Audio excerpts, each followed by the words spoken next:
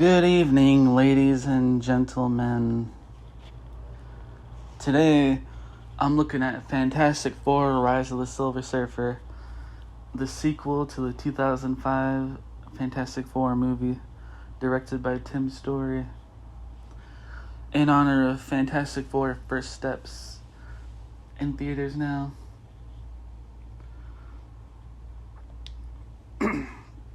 So I've got it paused at the 20th Century Fox logo, and the logo just appeared on screen, and then in 3, 2, 1, gonna press play. I do like that old logo, like the old 20th Century Fox intro. It's pretty nostalgic, honestly. A lot of movies I like have that particular one. Then there's the Fantastic Four comics playing over the Marvel logo. That's still blue, which is awesome.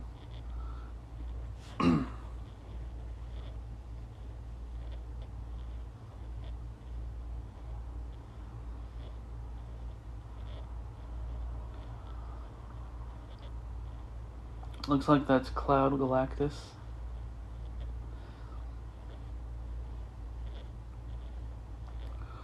Which I'll definitely be getting more into later.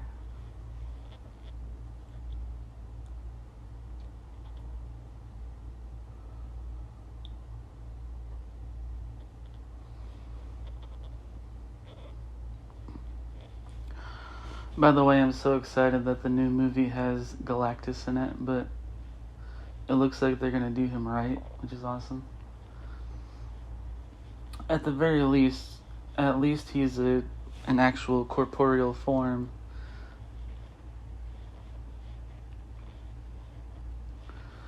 It's kind of like how they did Parallax in the Green Lantern movie. They had him as like a cloud thing too, but he at least had a face.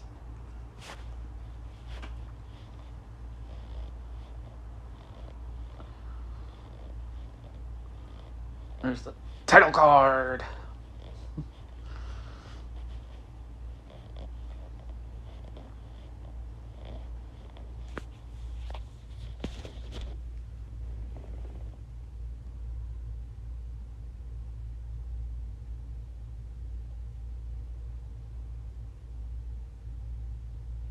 And we got a thing falling out of the sky.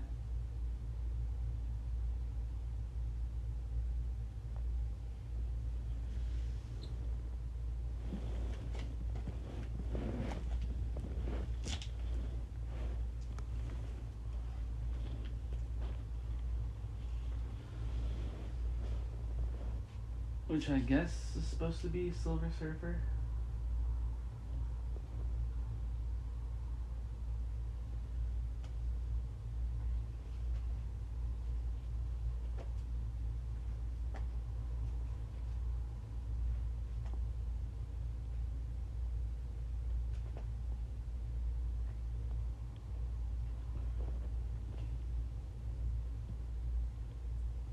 I feel like I've seen that actress before in something.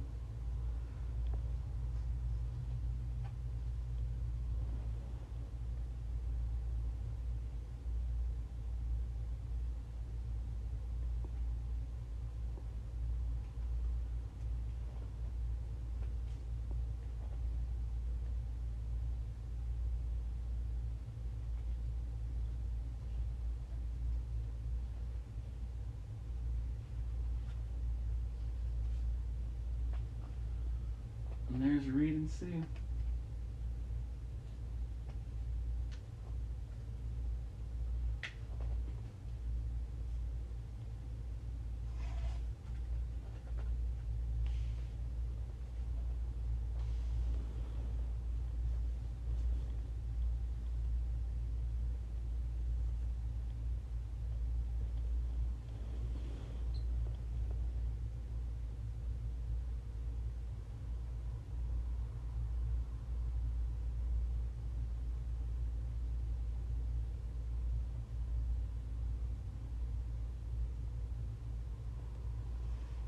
know what it is, but Jessica Alba looks a bit different in this movie.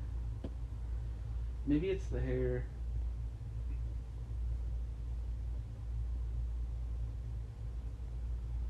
Because as you know, if you've been watching my channel, you know that I recently covered the first Fantastic Four movie.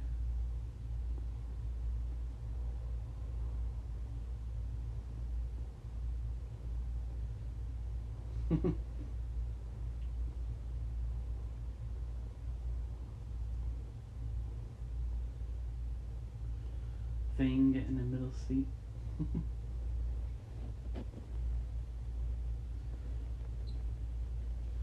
It kind of reminds me of when I rode the bus for high school, and we used to have to double up the buses a lot. They'd get pretty crowded in there. You'd have to fit like 3 people on a single seat. And I'm a bigger guy, so that didn't work out that well for me.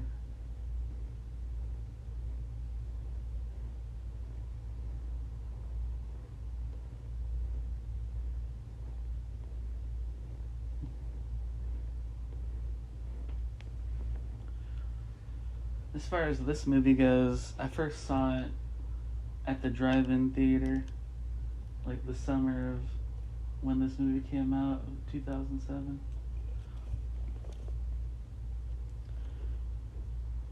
It's actually probably one of my first memories going to the drive-in. I'm not sure if I went before that or not, but if I did, I don't remember.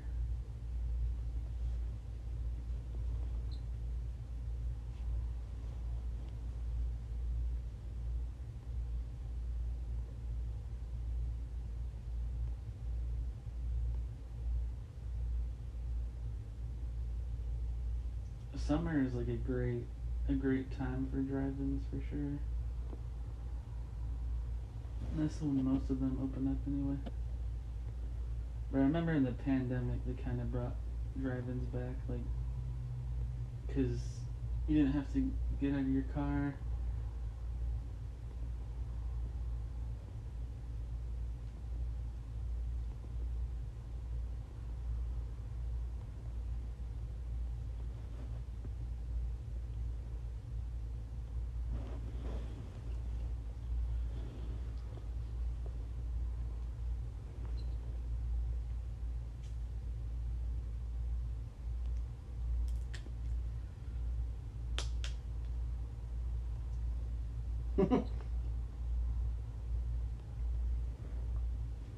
He's got the Keebler, the Dell.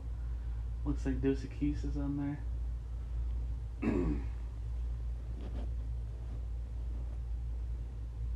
Oh, he's got Gillette on the sleeve.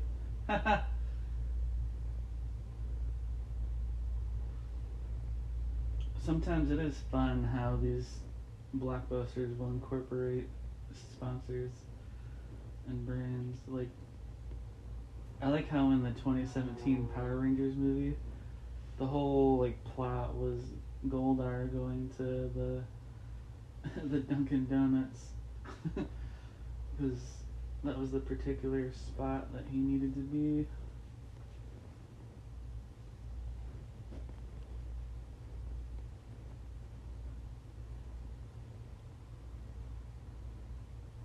The bachelor party.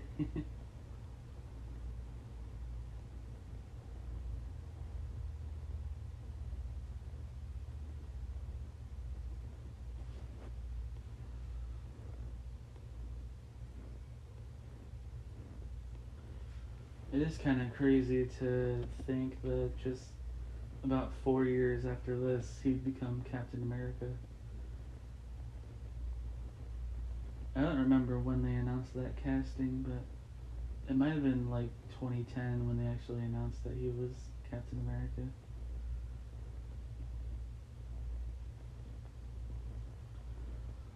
I do remember back in the day they used to have these countdowns on the Marvel website to the movies, and they had pages for both Thor and Captain America. I remember looking at that every so often.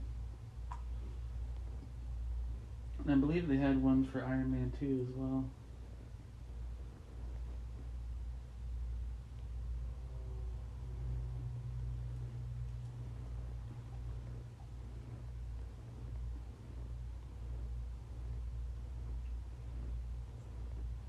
He's not even the only actor in this movie that would return in the MCU either,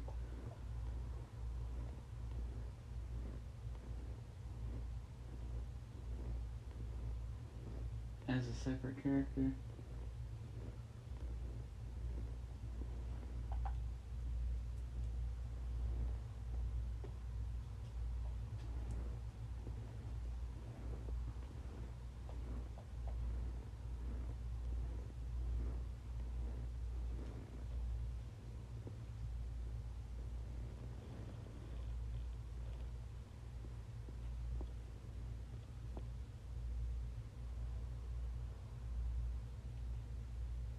His girl's hitting on Reed.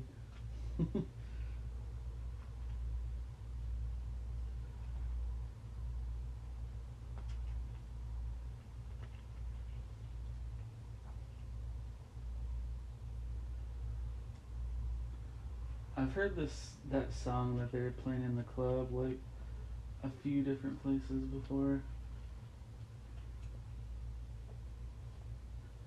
I think it was used in a commercial for something.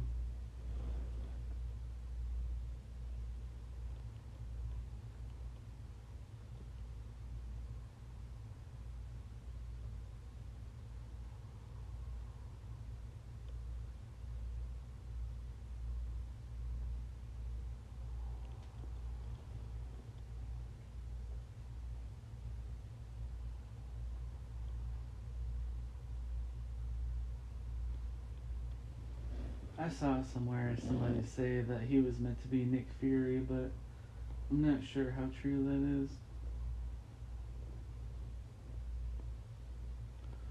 Like maybe in a previous draft of the script, maybe he was Nick Fury or something.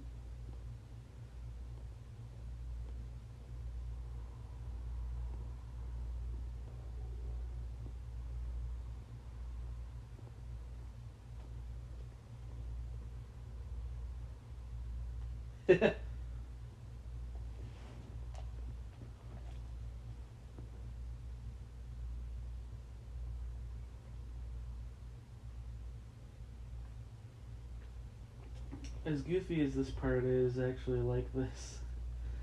I think it's fun.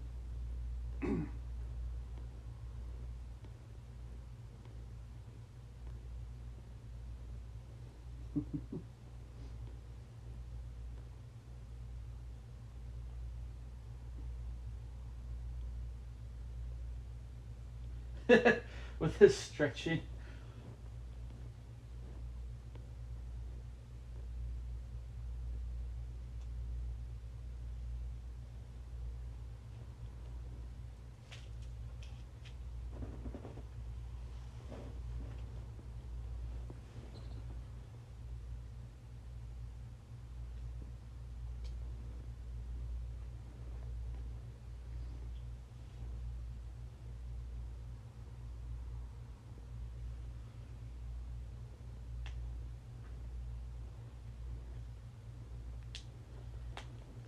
I did think it's interesting how in the new Fantastic Four movie, instead of Silver Surfer being Norrin Rad, it's Shalabal, which is the woman in the comics that he was in love with.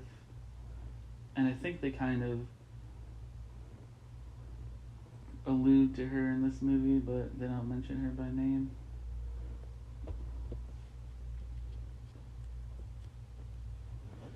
And there's something different looking about her. I don't know.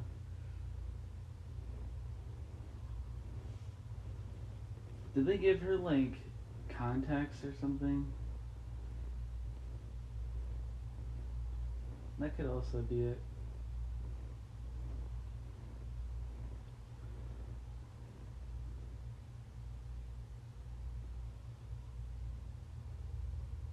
Just something off. I can't quite put my finger on it.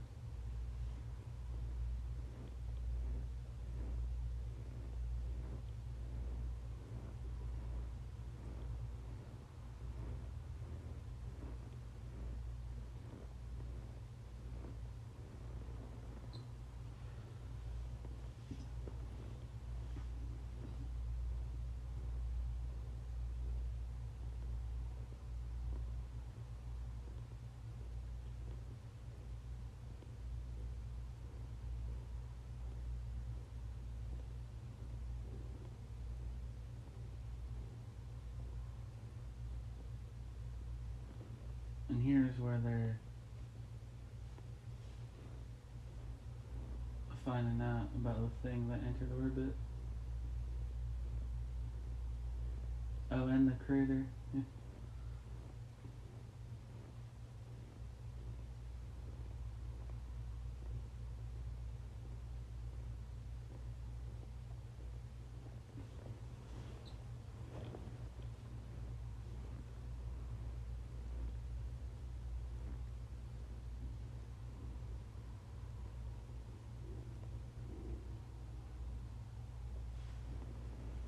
This movie on DVD, when I got it, it came with a little Fantastic Four booklet. It was kind of like a mini encyclopedia of Fantastic Four and their characters. It's pretty cool. It even had like little galleries of the different issues that they've appeared in. Little hiccup there.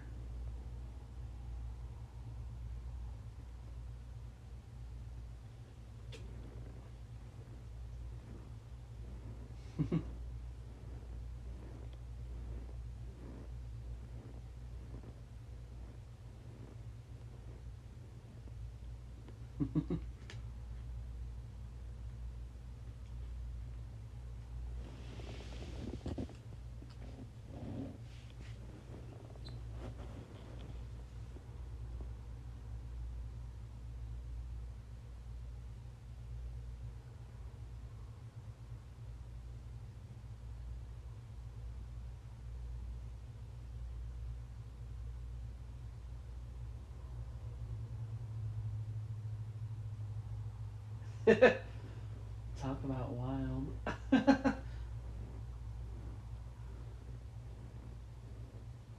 What are they implying there?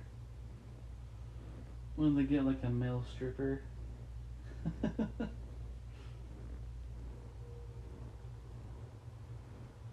There's Doom.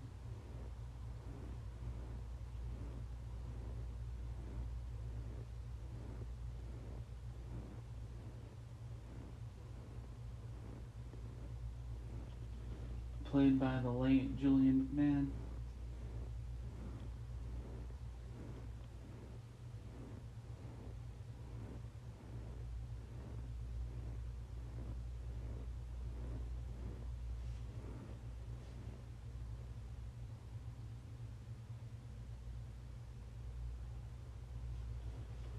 Can I just talk about, for a second, the crazy amount of celebrity deaths that have happened this month so far? Because first you had Julian McMahon in the beginning, then there was that actor,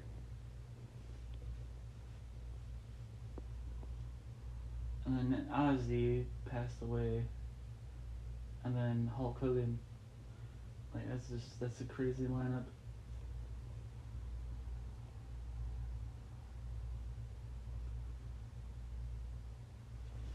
I wasn't as familiar with the actor that passed away recently, but he was in I think it was a sitcom that he was in.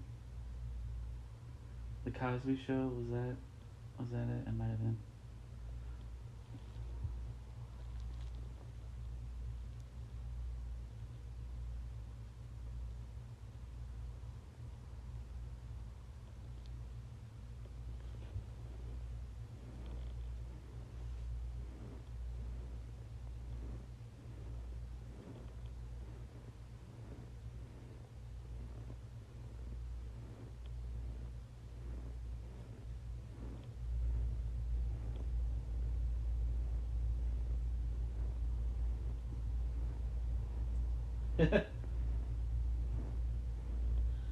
Fireproof lingerie. Johnny did actually have a couple of girlfriends in the comics. Like there's one in the early comics that he saw, and then he kind of fell in love with Crystal, which is an Inhuman. There's Stan Lee. R.I.P. Stan the Man.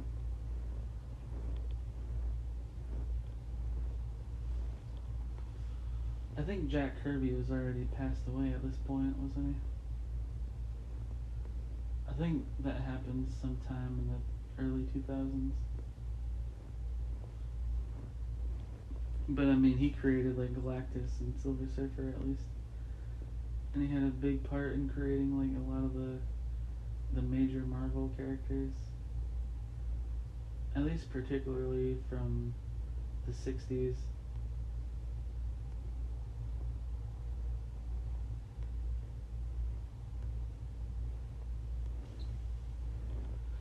I know there was a Ninja Turtles episode actually from the 2000s cartoon that did a little tribute to Jack. It was a nice one.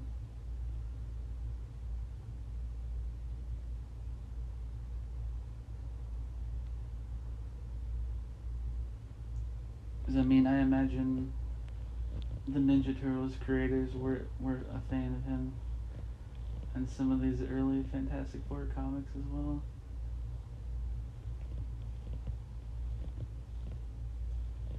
And there's Alicia.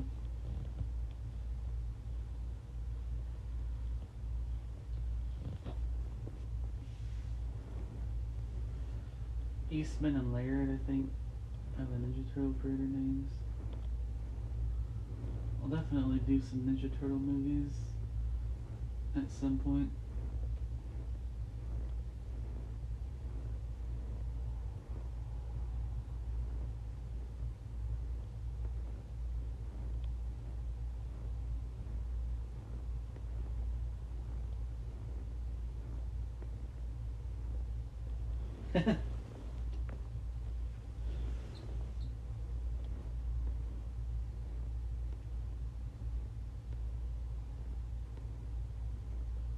This movie at least has a nice breezy runtime.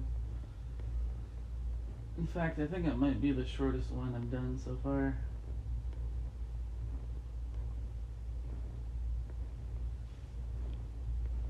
About an hour and 31 minutes, including the credits.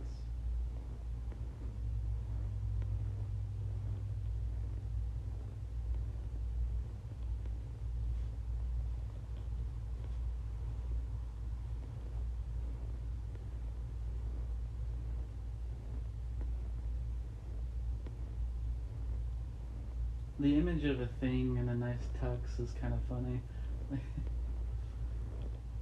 I'm sure the actor probably loved that day. They didn't have to do that much makeup.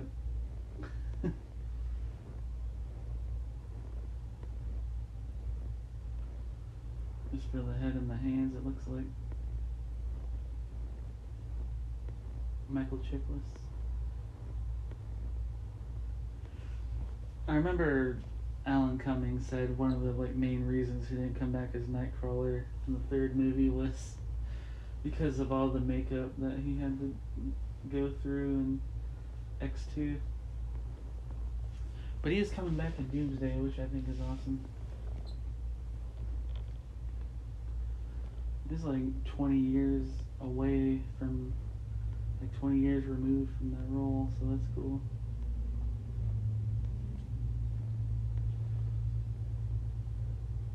There's Victor's face without the mask. Looks pretty crazy.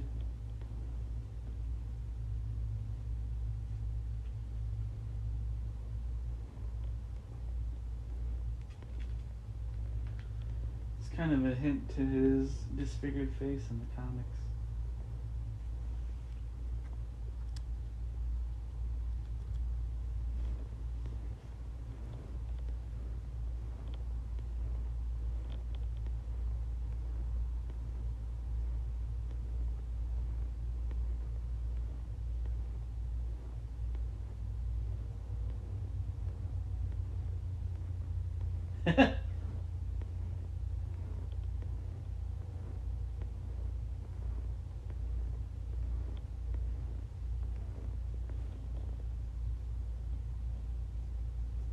The brightest Richard Man.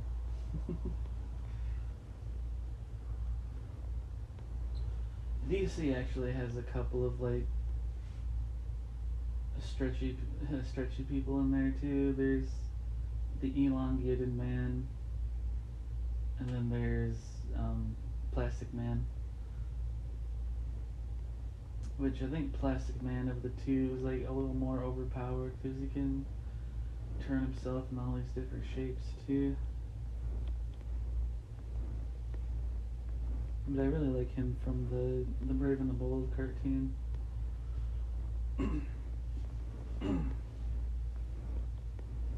Oh, he said Dad would be proud. I think in the comics they do at some point show their parents.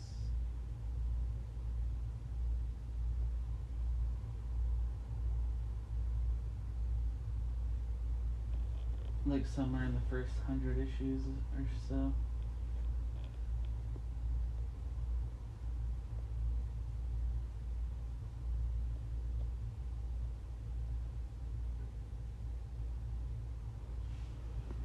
I guess that song that plays during like every wedding scene in movies.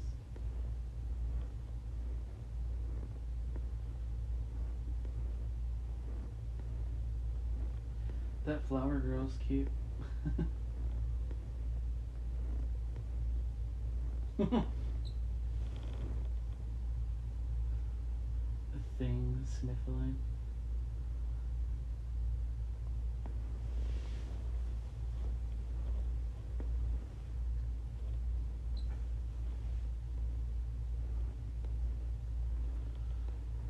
I recognize that actor too. He's in a bunch of comedy movies, I think.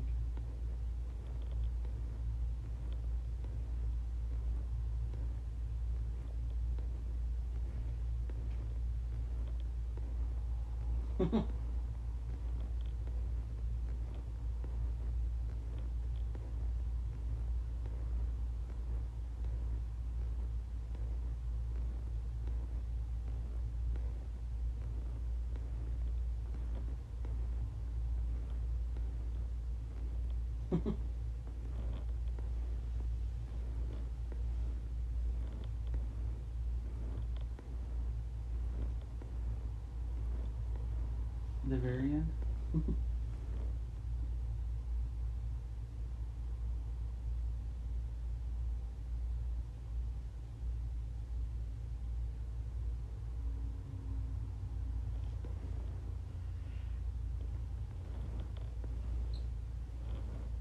And you might have noticed they're not officially married yet.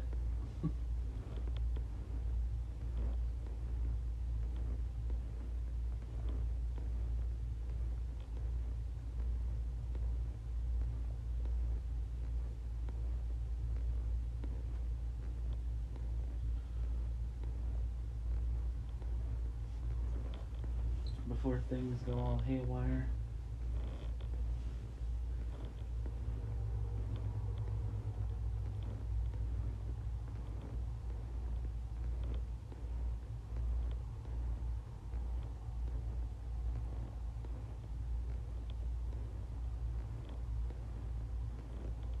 Him breaking the helicopter blade with his face.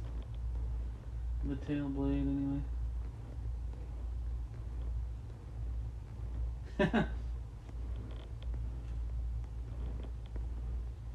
That must suck.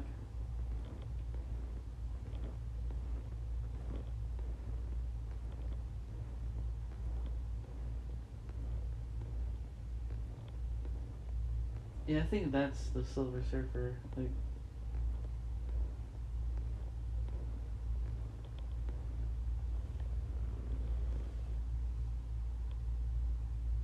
there he is in all his glory. That is cool.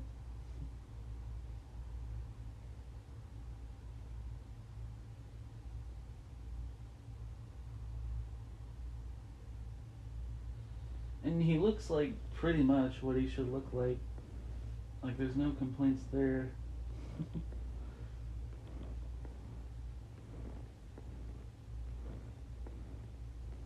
Just how he would look in live action. I think that's awesome. It's this movie that made me a Silver Surfer fan. Like, I still have a belly washer from like way back in the day, where the like the top had these characters, and I have one where it was the Silver Surfer, probably in a tie-in to this movie, but it was more like the comic book version of Silver Surfer. I don't know if anyone remembers those, but I loved those as a kid. I also still have one from like the animated Superman. I had him as one of those tops too.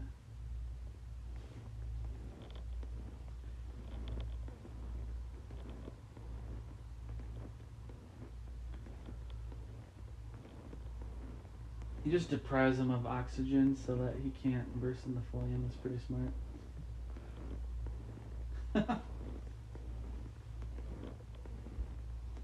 They're like, what the hell?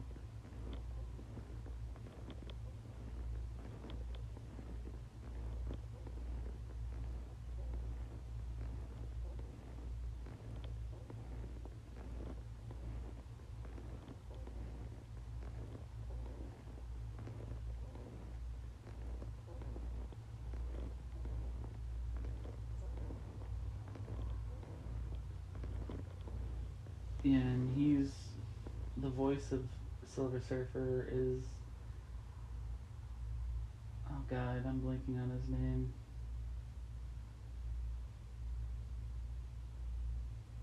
But you know, it's a famous black actor. Um, Lawrence Fishburne. Yeah, there we go. He's played by Lawrence Fishburne, who actually returns in the MCU as Goliath.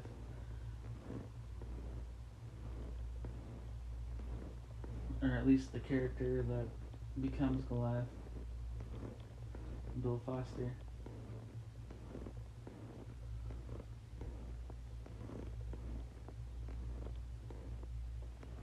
And I do really like that episode of What If where they had the Avengers form before they did in the mainline continuity, and their Ant-Man was Bill Foster. Thought that was awesome.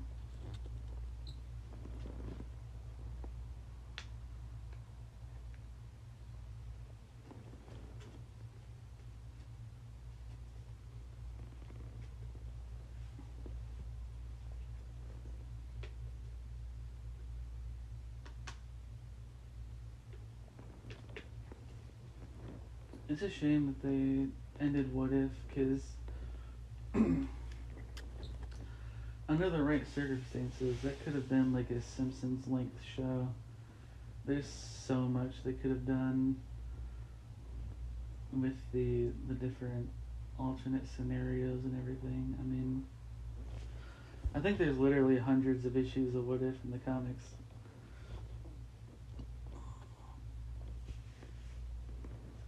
But I had that thought because it'd be cool if they did some Fantastic Four ones, like what if Fantastic Four originated in the main MCU universe instead of it being an alternate Earth. That's one.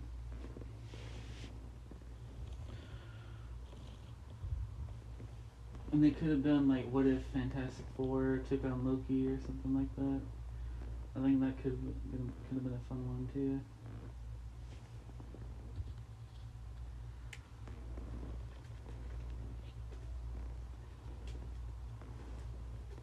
I think that show just had a lot of like missed potential. Would probably be my main criticism of that. It did have some great episodes in there for sure. I think my favorite one is still the one where Doctor Strange can't save Christine. And there's Sue flaming on Human Torch style. And Johnny turned invisible.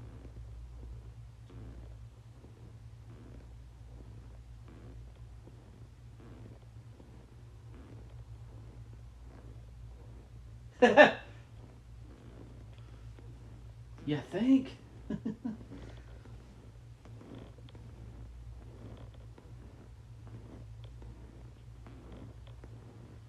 I think at some point they did actually have a character in Marvel Comics that was a woman that could like turn on fire.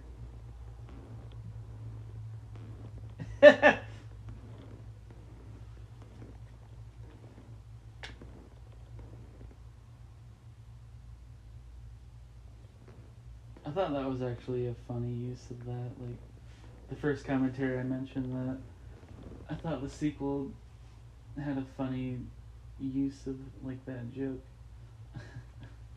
And yeah, I think that was it.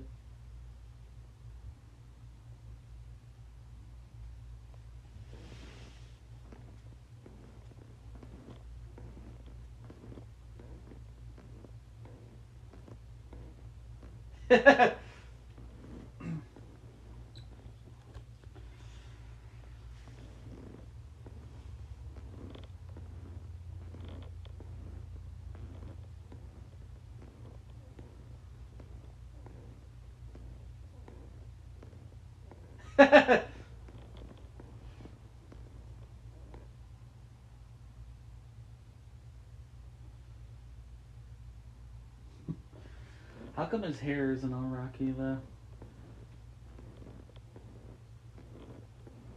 I guess it follows the logic that like if his teeth and his eyes don't turn into rock, then his hair might not as well.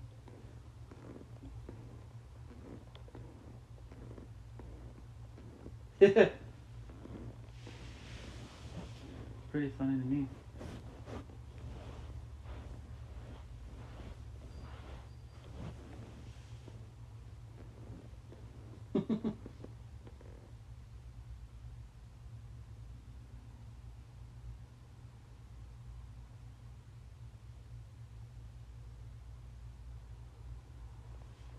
There's really only one thing about this adaptation of Silver Surfer I don't like that I'll get to later when they actually do it.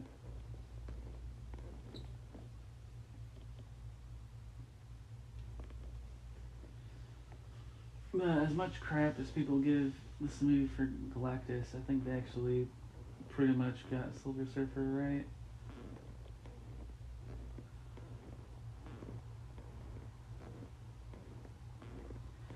Which I think overall this movie is actually really good. Like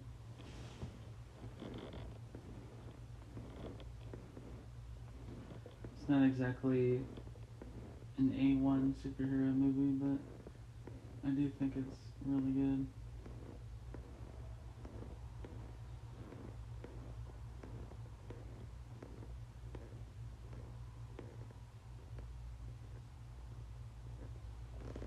I kind of like the joke that people made about The Incredibles being the best Fantastic Four movie because it pretty much was. They were a literal family of superheroes. And I do like how that movie plays with certain like comic book ideas too.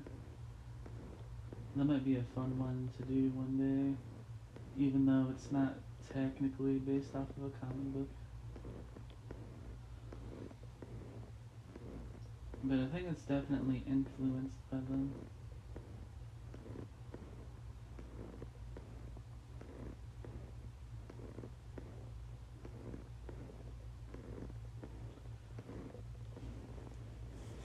By the way, as a little aside, I think it would actually be cool if Disney made like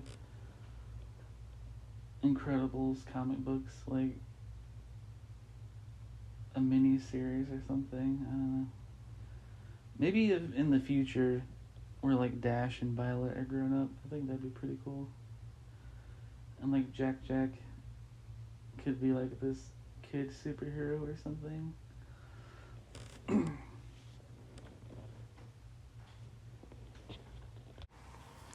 Now we got Victor and Silver Surfer. Yeah, Silver Surfer pushing him back with his cosmic energy.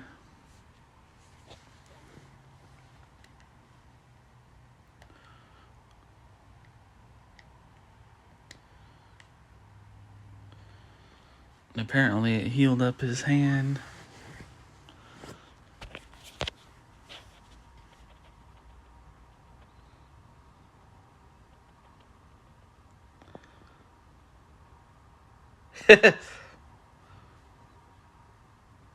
Little Batman and Robin reference there.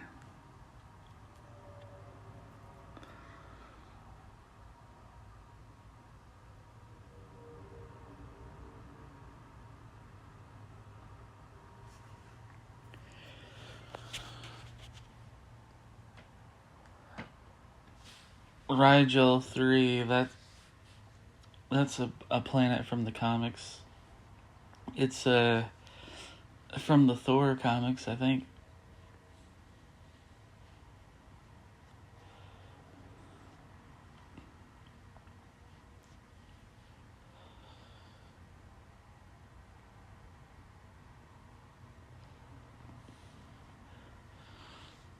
We got Sue wearing glasses, which I don't think she wore glasses at all in the last movie, did she?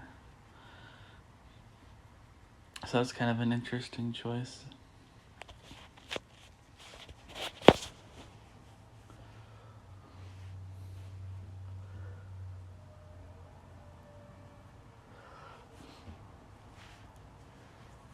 Maybe she doesn't need them normally, but when she reads stuff, she needs glasses.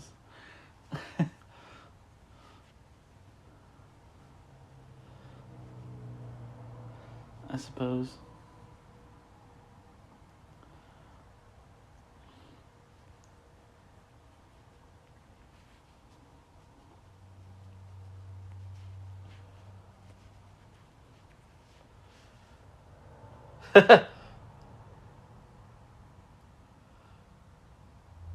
The hell is wrong with you people?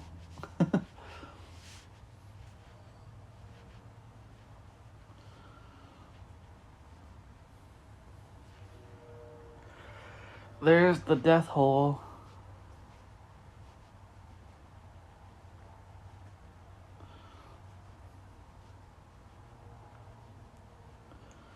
Oh yeah, this scene with the Ferris wheel getting messed up.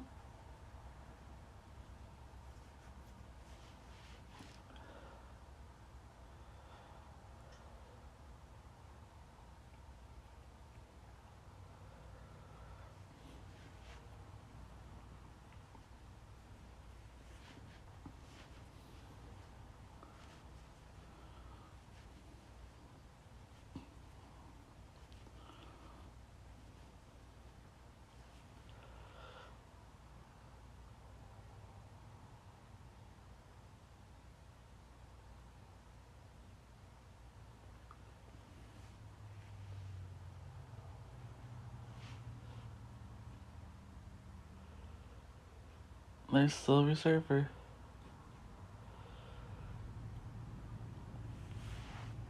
So I guess is the death hole like a portal?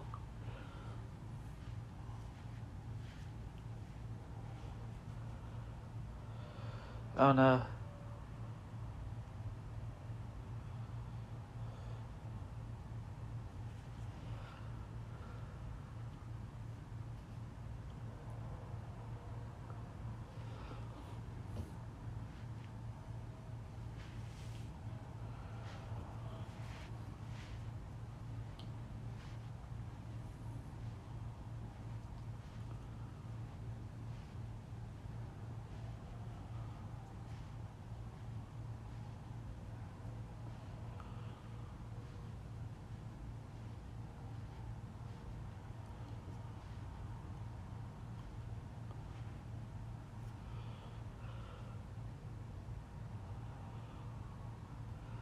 There's the nosebleed again.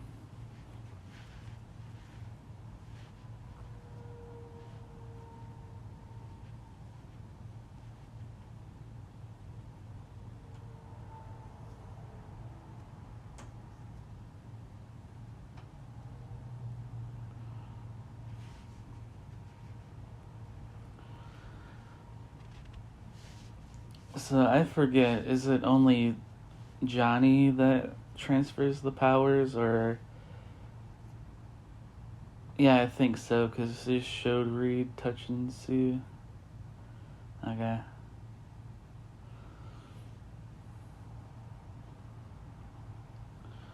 I wonder why it's only him specifically that can do that. I guess because he came into contact with the Silver Surfer. Suppose that would make sense. Except it does not work like that, like, at all in the comic books. Already reached the point where a couple of, like, the other Marvel heroes fight Silver Surfer in the comics. I think his most recent battle for me was against Vision. That was pretty cool.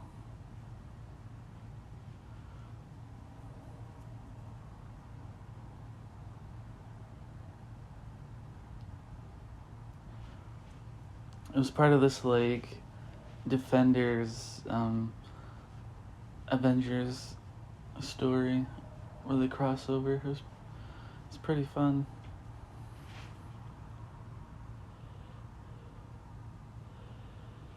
Yeah, there's Victor all normal again.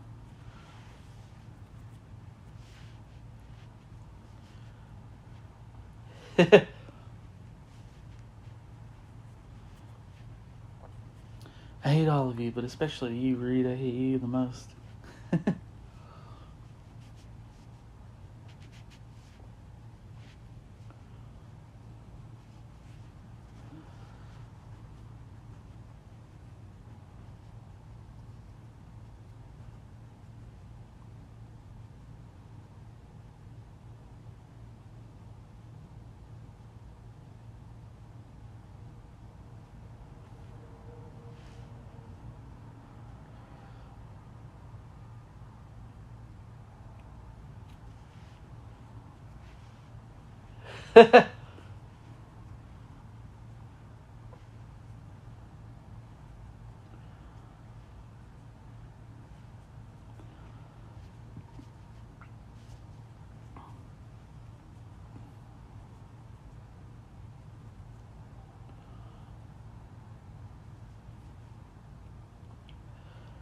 Except that's not how that works in the comics. Which, yeah, that was my one gripe about this, like, Silver Surfer, is that it depowers him when they take the board away from him. I don't think I like that.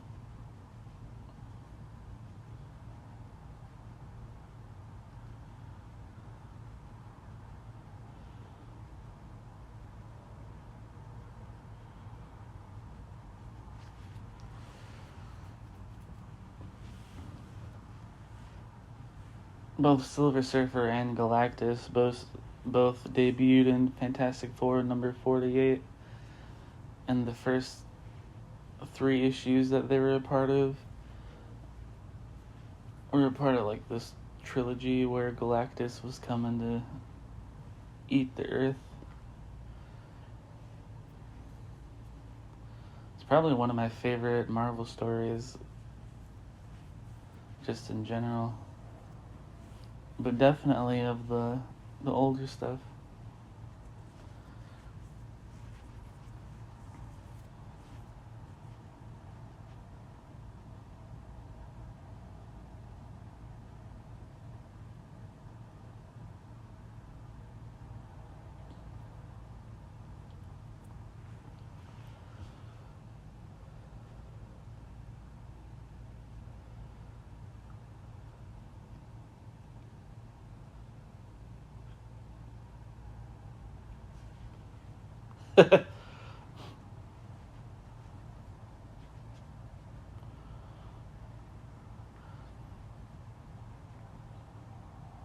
Johnny's a professional yapper. I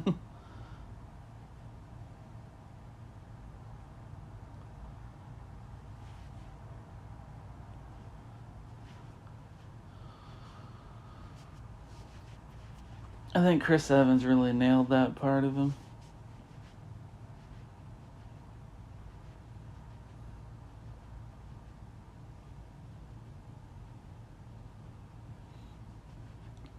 One thing also I didn't really bring attention to last commentary was that Chris Evans didn't have the blonde hair like Johnny normally has in the comics.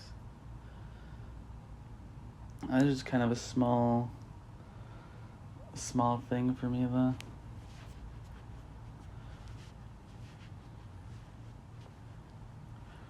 Like, I'm not really holding it against the movies that they didn't give him blonde hair, is what I'm trying to say about that.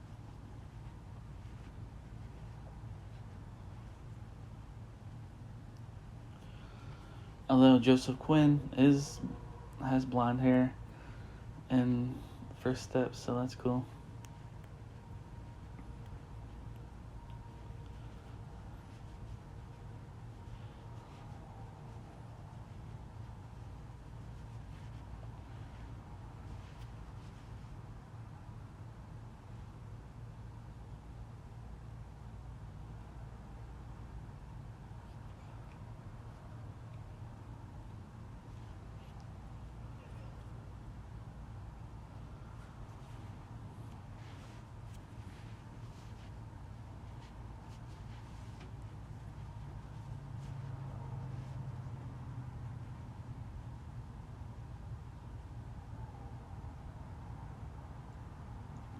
I'm not gonna lie, the glasses kind of are distracting me a little bit. Cause like, why add those?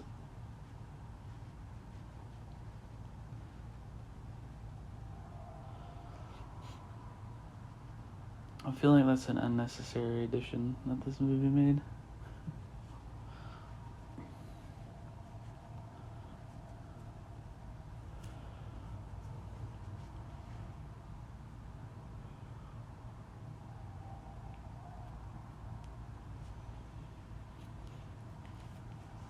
The dark side of the Force is a pathway to many abilities some would consider to be unnatural.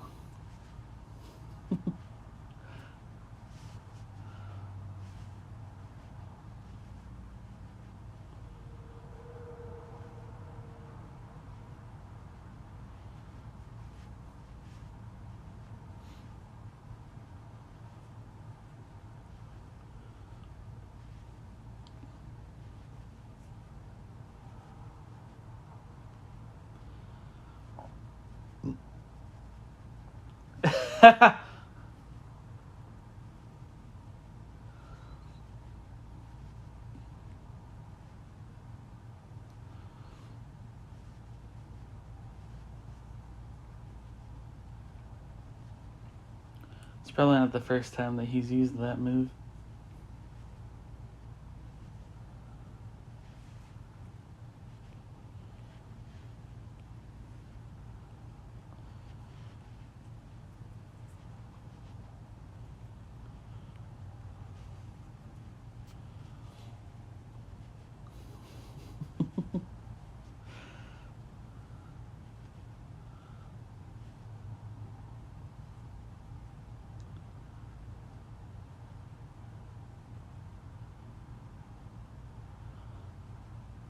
Can lick my goddamn cinnamon ring and kick rocks all the way to bald hell. It was great when he came back in Deadpool and Wolverine. You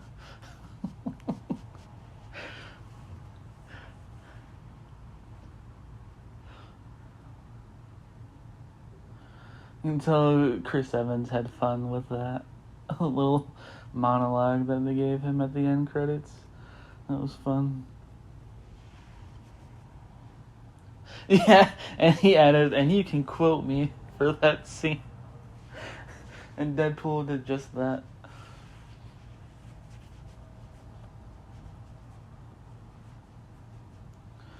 Oh, yeah. This part. Like, this isn't something that Reed would say, I feel like. Saying, you know, that he's married to one of the hottest girls ever.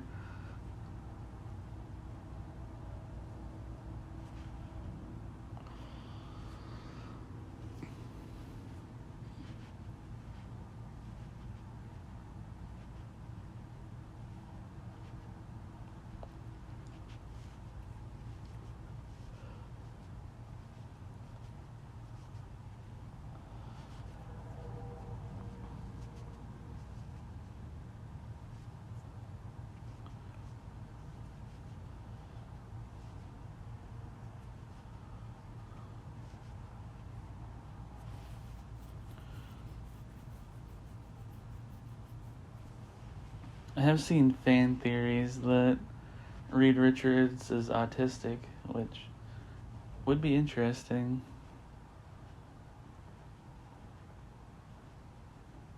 I can't really speak to that. But I do consider myself neurodivergent.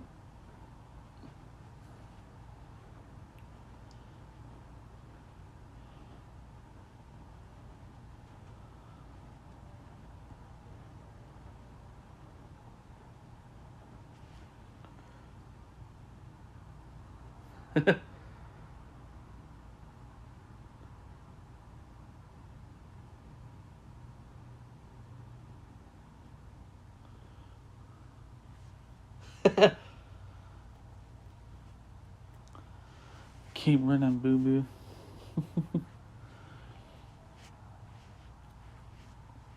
My parents called me boo boo when I was little.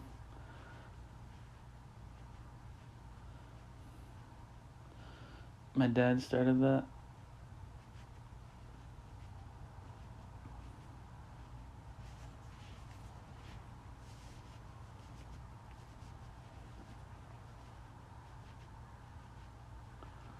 There he is.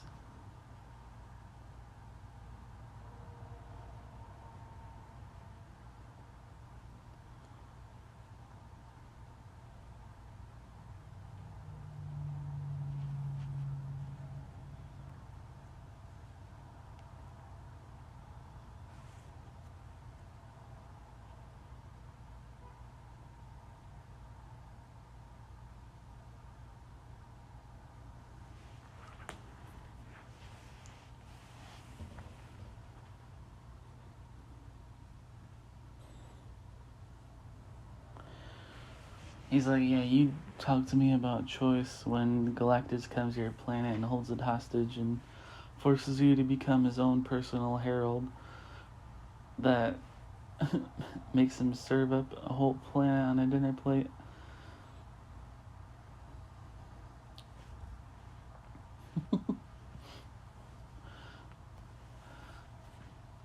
Yeah, that's pretty much the backstory. Like, Galactus said he would spare Norin Rad's world if he served him.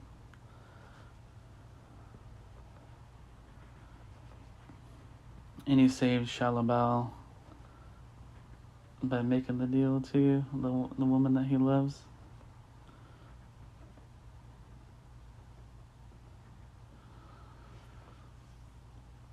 It was like an 18-issue series from like the 60s of the Silver Surfer, and it's really good. Especially the first couple issues, and number 9 is the first appearance of Mephisto, which is pretty cool. And yeah, you have him gray but not silver.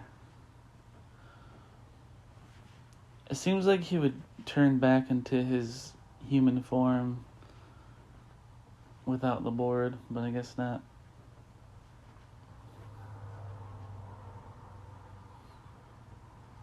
Because before he became all silver, he actually did look pretty much like a normal human being. Just dressed in some strange clothes. Otherworldly clothes.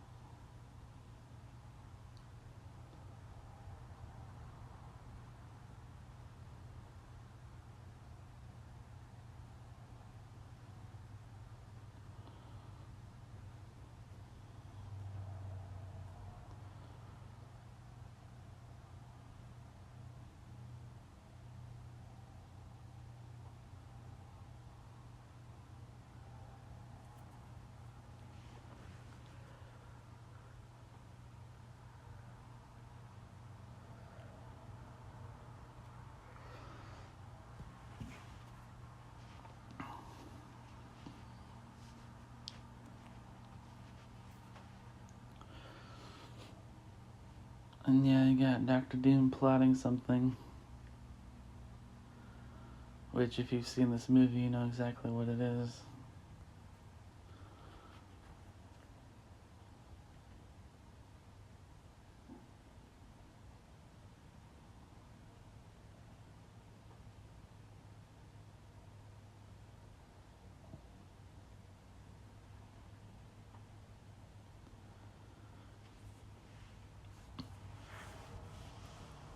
I think the guy in the suit is, I want to say his name is like Doug Jones or something like that. But he's a character actor that's done a lot of like prosthetic creatures and stuff. Like, I think he was in Hellboy as Abe Sapien, and then he's in like The Shape of Water too, I think.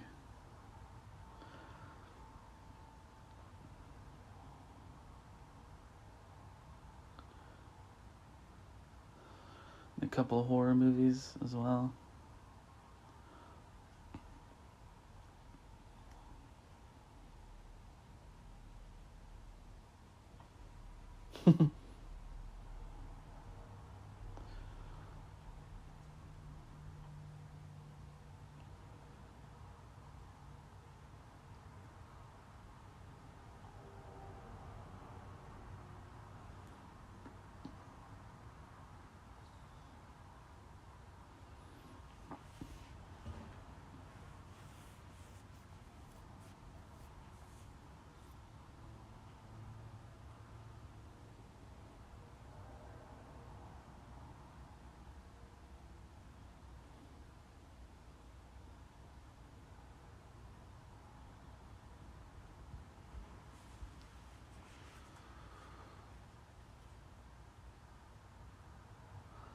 Also, you know, I feel like this movie could have given a bigger part to Alicia Masters, because in the comics she was the one that showed Silver Surfer that humanity was worth saving.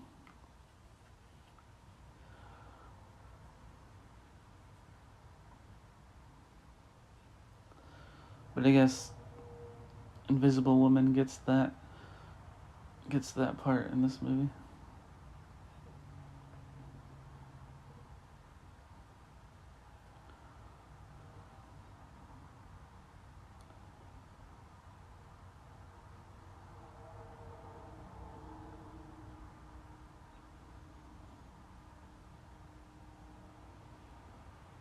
I serve a cosmic fart cloud.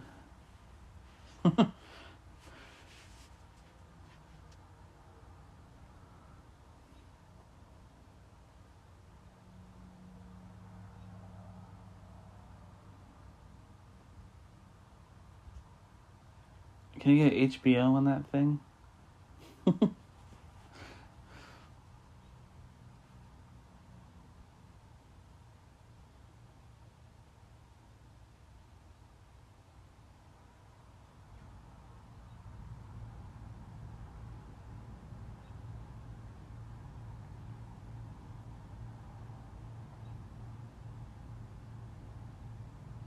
Yeah, okay, so he did make that deal here too.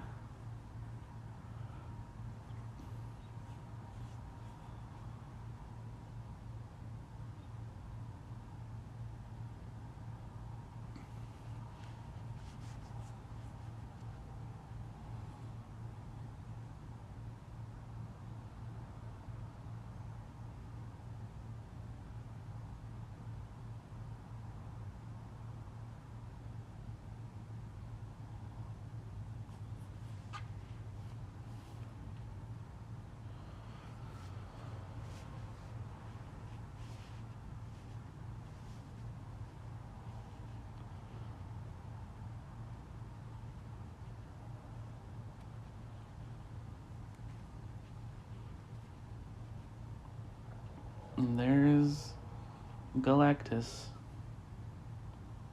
But not really, because he doesn't have a shape.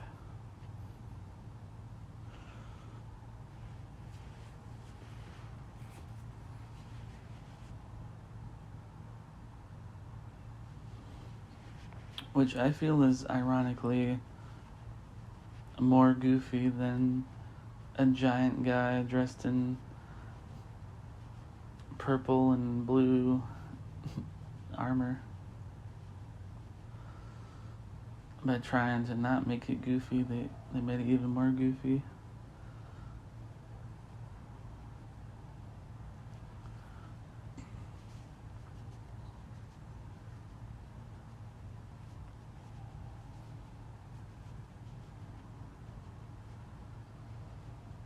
And I feel like by and large, like, Marvel fans that know about Galactus think he's cool, so I don't think they really would have had that problem back then. Just look at today, like one of the big praises of the new movie is Galactus, which is awesome.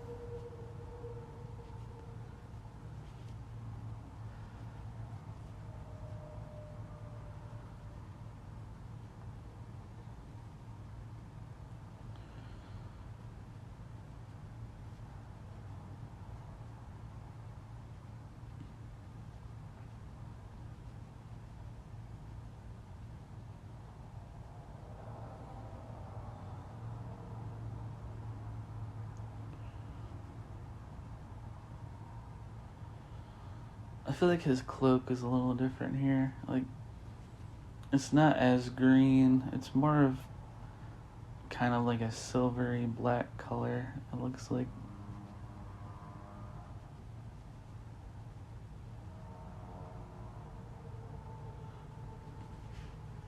And yeah, here's where he takes the board, which is from a Fantastic Four comic. I think it's like the next arc that features Galactus is when Doctor Doom takes control of the power cosmic, and I think he tries to destroy the world or something.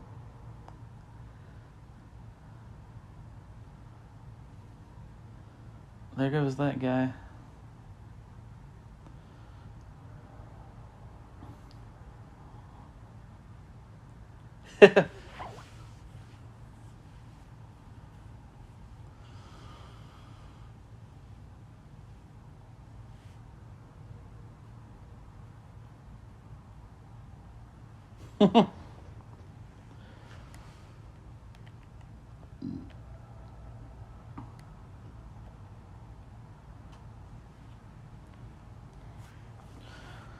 Which, having Doom steal the board as a third act thing, I feel like it's not a bad place to take this.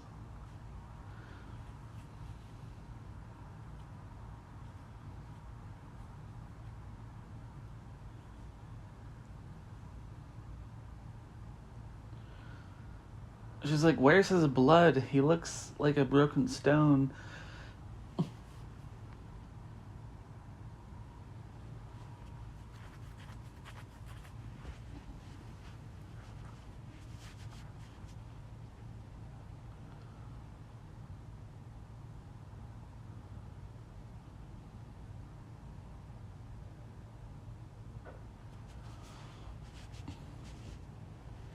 Speaking of Galactus, like, in his very first appearance, his colors were like red and green, and then it changed to like red and purple, and then eventually we finally get the purple and blue color scheme.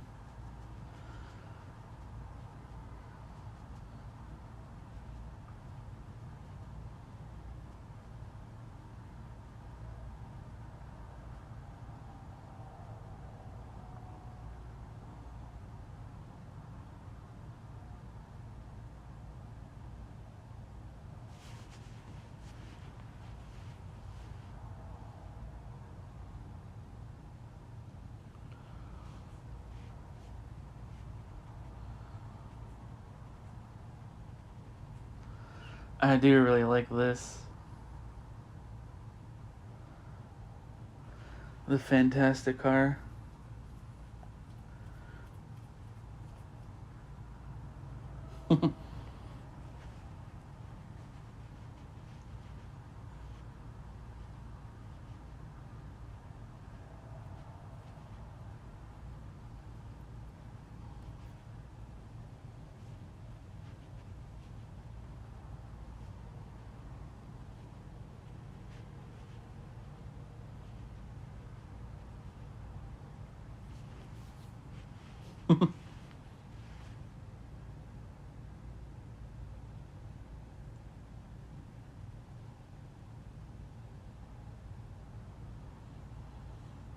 Johnny's like, I'm too cool to sit in the car. I was gonna call it a plane, which I guess it kind of is, but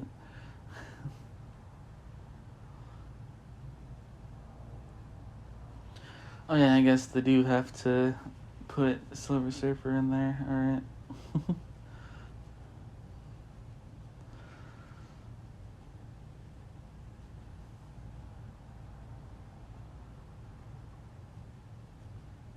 I was once called Norrin Red.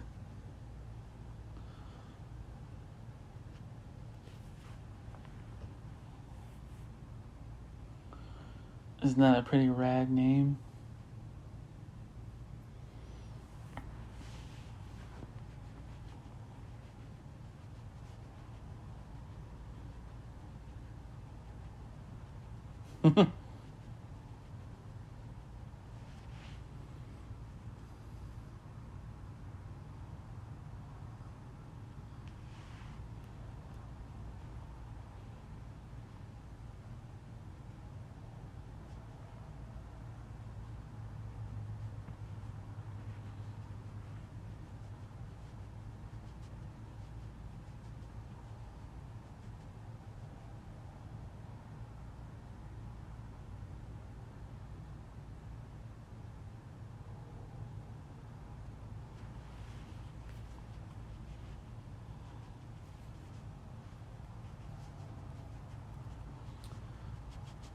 I think that's the Great Wall of China, isn't it?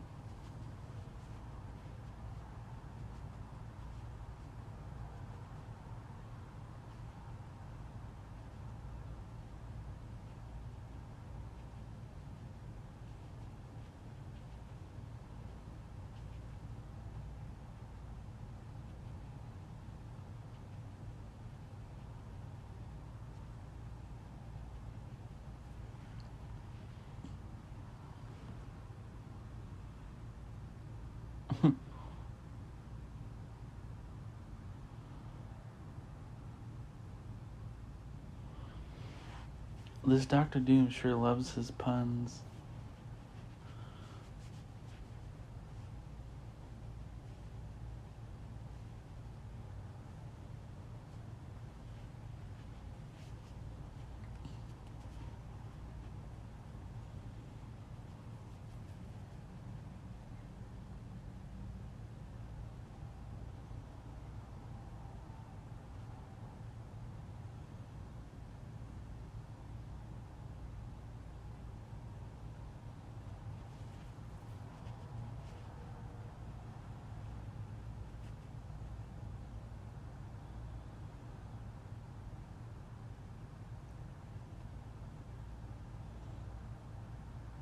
Uh-oh. She got stabbed.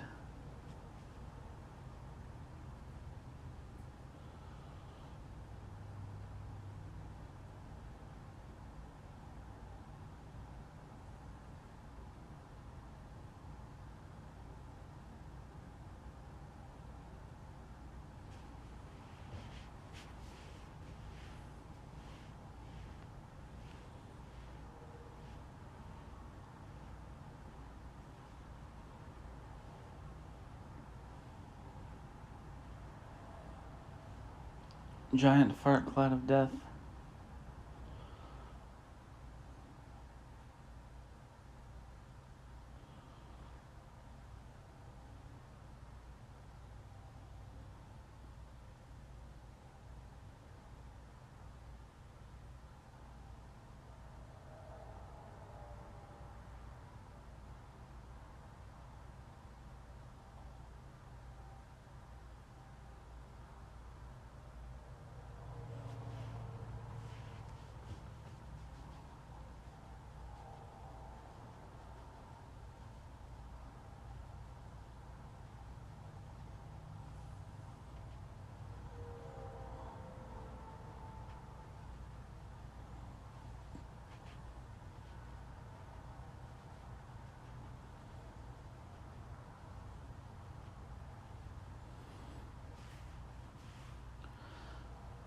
Doom's like, what the hell is happening?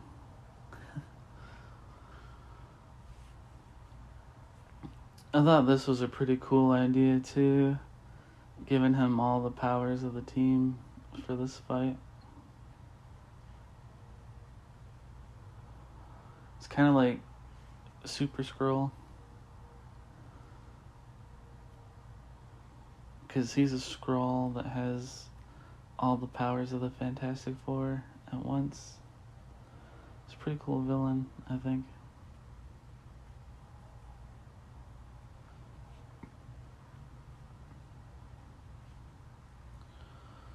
Then at some point, speaking of Skrulls, Human Torch falls in love with the Skrull princess, I think.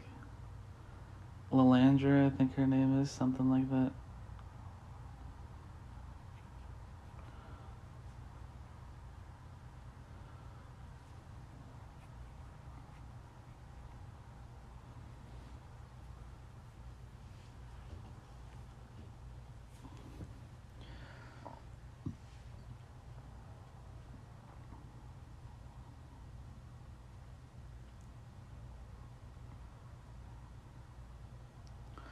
Those kind of look like teeth.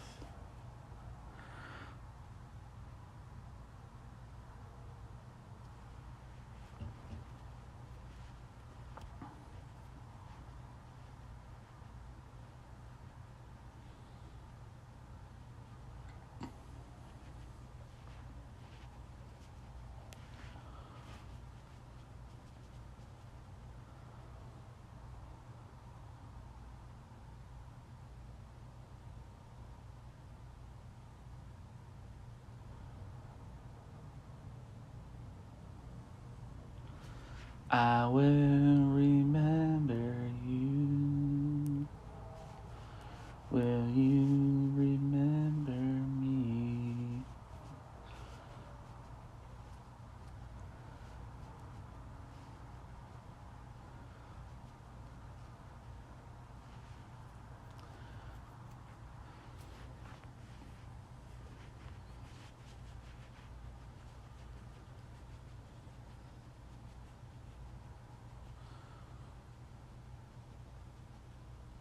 It does look cool when he gets the silver back on his body.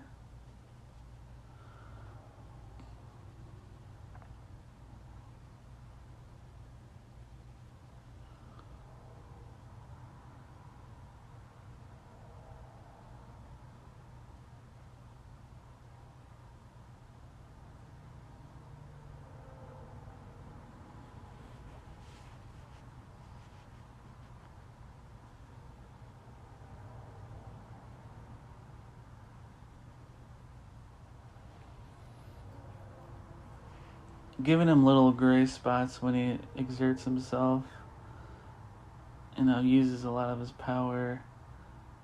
It's kind of a cool idea. Not mad at that.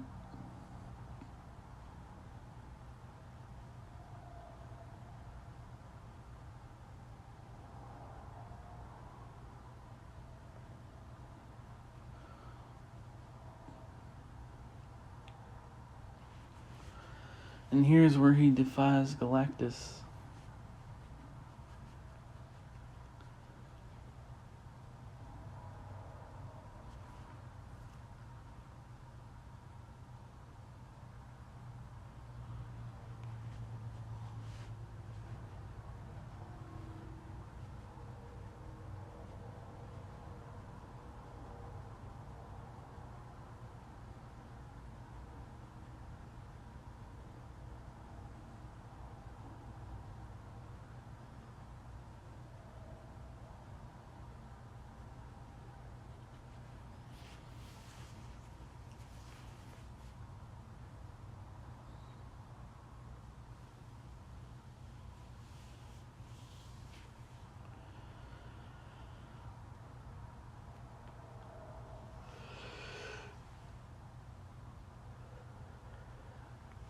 That I think is cool. You can see Galactus's helmet in the fire.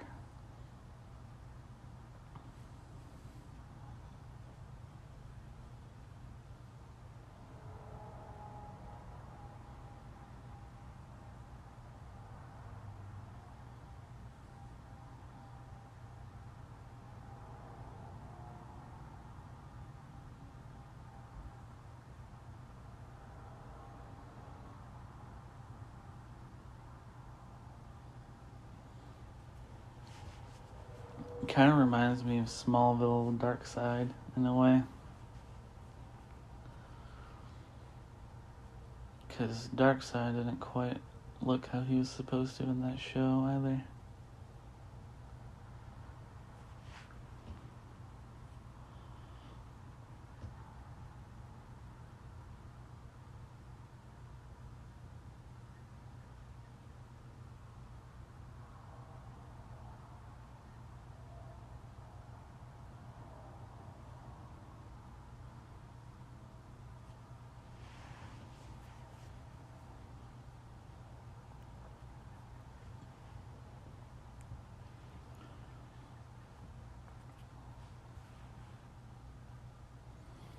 She's back.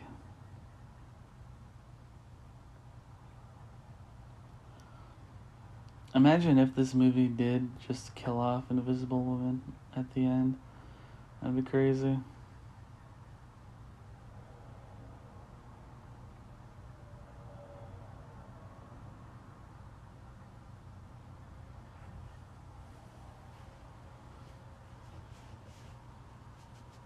They just showed Doctor Doom kind of falling into an ocean. And I guess they don't show him again for the rest of the movie.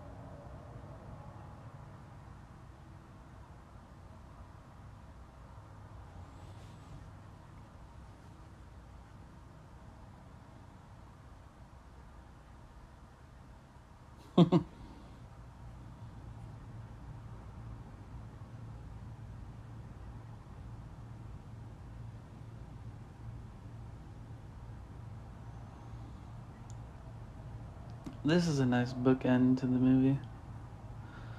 Have them be officially married.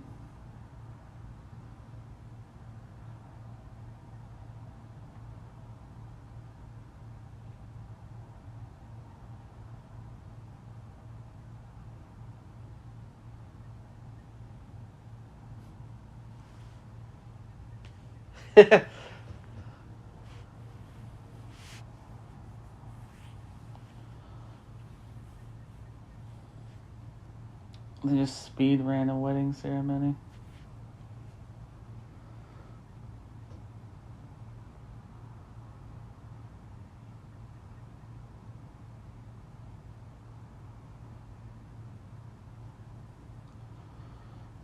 Where's Willie Lumpkin? I guess they already gave Stan his cameo in the movie, but they could have invited Willie.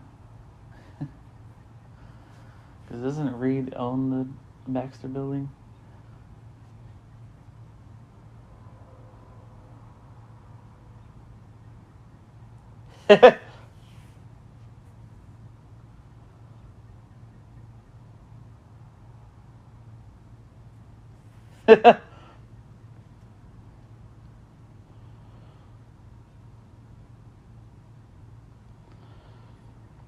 He's like, whoa, whoa, whoa.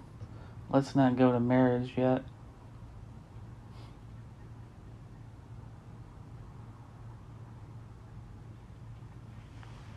And that's Fantastic Four: Rise of the Silver Surfer.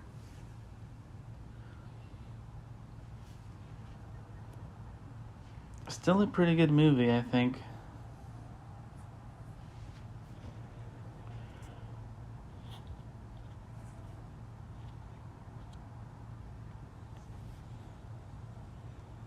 Oh yeah, this had a little mid-credit scene too.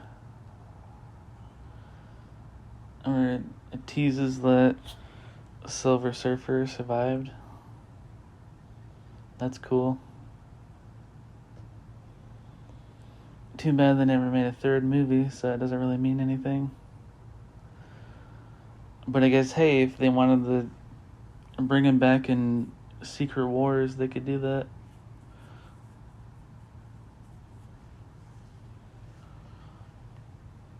Yeah, his name is Doug Jones. Okay, cool.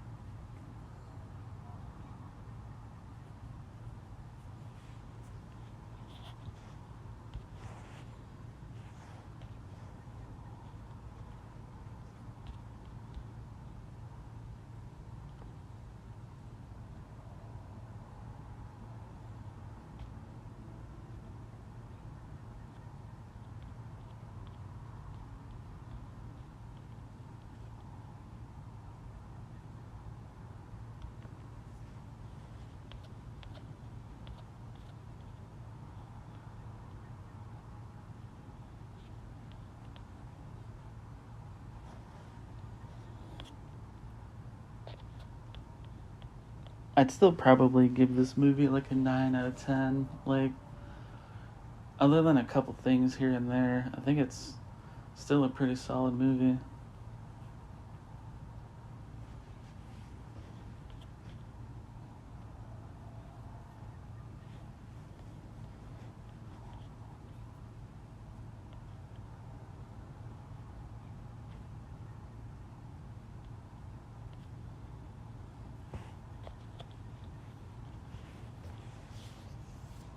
It's in my top 300 movies of all time.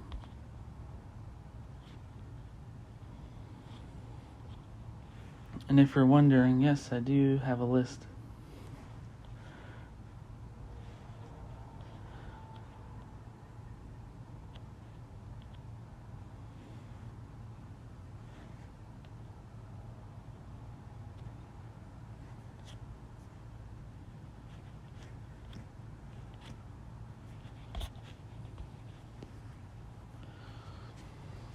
As I normally do, I'm just gonna kind of let these credits play out.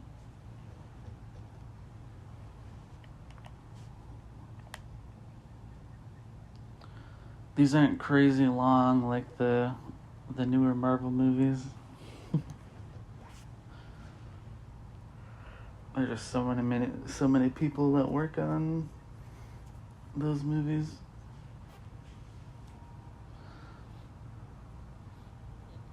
It kind of blows my mind, like, just how many hands are on a blockbuster like this.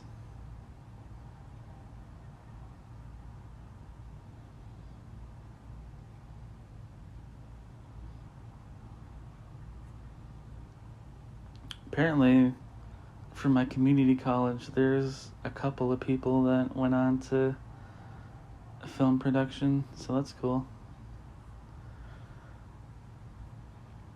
I think one of them even worked on like one of the Transformers movies.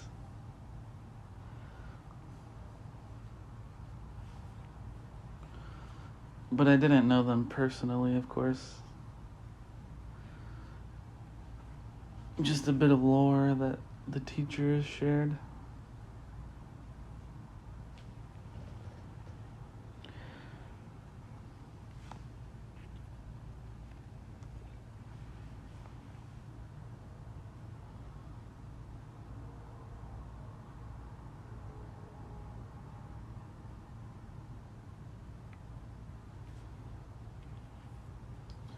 But yeah, as far as like superhero movies can go, you can do a lot worse than this, I think.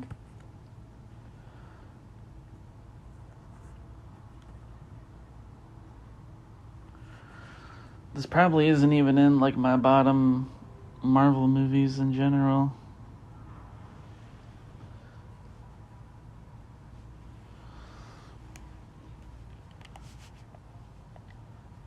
Yep, looks like the credits are over, so I hope you enjoyed this commentary track. In case I don't see you, good afternoon, good evening, and good night.